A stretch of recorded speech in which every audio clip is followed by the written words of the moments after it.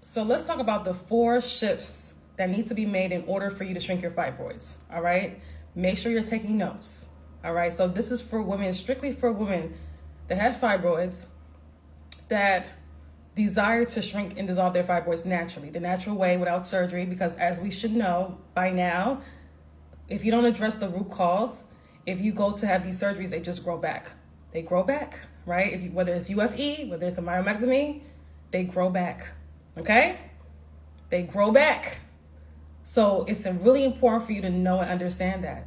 So the first shift you want to make is the internal environment in your body. You have to understand that when you're dealing with fibroids, right, we're dealing with a lot of toxicity in the body, a lot of stagnation in the body. We're dealing with our elimination organs being overloaded. Our liver, our kidneys, our body's filtration system is overloaded, right? With excess waste, toxins, excess hormones, things that are supposed to be dispelled, detoxify, dispelled from the body, is staying in the body, is recirculating in the body, and that causes a huge problem. That causes a lot of waste and toxicity stuck in the body. This is why your body created the fibroids. So it's really important. So we have to shift the internal environment in our body. When we have fibroids, our lymphatic system is backed up, our gut is backed up, the liver is overloaded, right? Our hormones are out of balance, and not just estrogen and progesterone, right?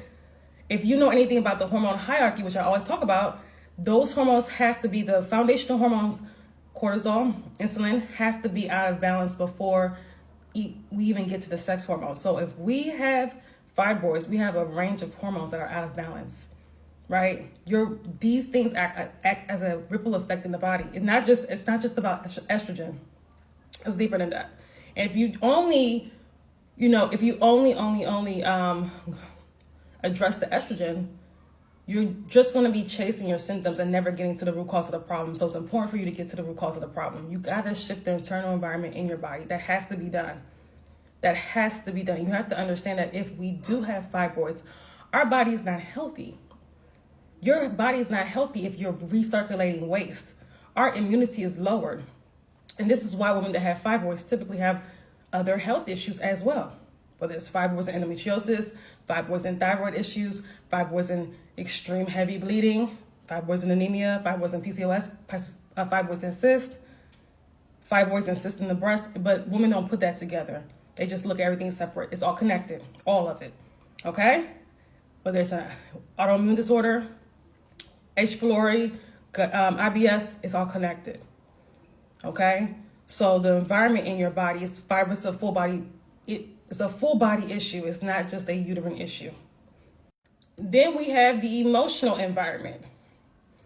So in our bodies, if we have fibroids, we're holding a lot of negative emotions in the body. Right? In case you don't know, we are energy beings. And on an energetic level, if we have suppressed a lot of trauma, we haven't dealt with it, we haven't processed through it, if we just hold it in, this again creates physical tumors. Okay? Your womb space is like an energetic vault. So all the things that your heart can't handle, your brain can't handle, it goes there energetically. This is why when women are stressed, when they're dealing with lots of trauma, they bleed. They bleed heavily, right? This is why you see women bleeding for a month at a time, a whole entire month at a time, a year at a time. They're holding in a lot of trauma, right? A lot of anxiety.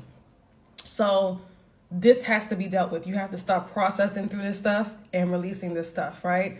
You got to work on the emotional environment in your body. You got to work on your nervous system. Right? And this is daily, especially if you've been through a lot of trauma. These are daily practices that you have to do. You have to start addressing this stuff, start journaling, right? You got to start addressing this stuff. No matter how painful it is, you holding on to it is making you sick, okay? So the emotional environment in your body, that's important. That has to shift unless your body's just going to stay in a stress state. Your emotions also affect your health, right? If you're dealing with tons of emotional stress in your life, your body feels that and it reacts, okay? So understand that fibroids is a lot deeper than just what you're doing physically, also what you're holding in emotionally as well. So that environment in your body has to shift. Next, we have external habits. What habits are you doing every single day? Every single day.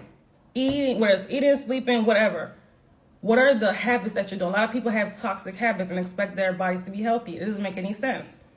What habits are you embarking on from the time you open your eyes and wake up to the time you go to bed, right? If you're eating trash foods, if you're not going to get enough sleep, if you're barely drinking water, if you are always super stressed out, why do you expect your body to be in good health, right? So you have to embody that of what you desire. So you have to be the embodiment of that, right? So if you desire good health, if you desire to be fit, you have to take on healthy practices from the time you open your eyes to the time you close your eyes at night. What is your morning routine like? What is your nighttime routine like? All these things matter, right? So your external habits matter. You have to master your habit. You have to be the master of your daily habits. You can't just allow life to happen to you. You have to be intentional. So that's really important. And when you have fibroids, it's literally a reflection of not just your daily habits, your emotional health, your internal environment.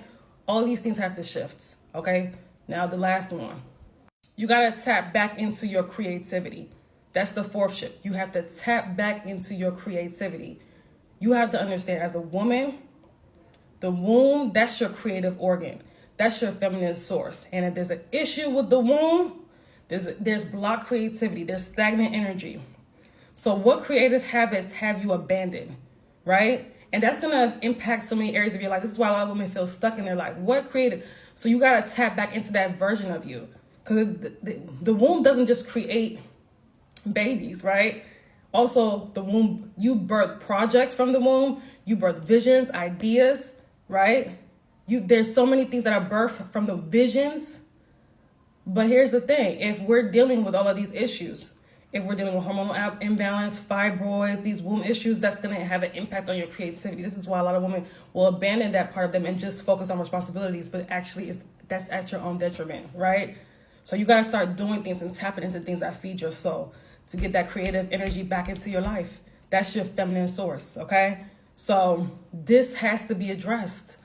And if you're watching this, make that your homework. What creative hobbies can you tap back into that you've abandoned, all right? So in my Detoxify Your Womb program, what I do is I help women along the process of completely ridding their bodies, their wombs of fibroids and chronic reproductive health conditions. And we've helped many, many women over the years become free of fibroids and completely reverse chronic reproductive health conditions such as endometriosis, PCOS, ovarian cysts, get pregnant naturally, so on and so forth, okay? So we have opened up our 2-month intensive for the last 2 months of 2025 inside of our Detoxify Your Womb program, and we start on November 1st, okay?